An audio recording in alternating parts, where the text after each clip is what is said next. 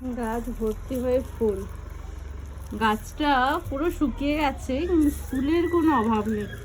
একবার শুধু দেখো, মানে এত ফুল ধরেছে এক একটা ডালাতে, কি আর বলবো। দাঁড়াও পুরোটা দেখায়, দেখো কত ফুল একটা গাছ থেকে। দেখো একটা গাছে ফুলটা দেখো শুধু। প্লাস এই গাছের চারা বেরিয়েছে, এইখানেও দেখো ফুল।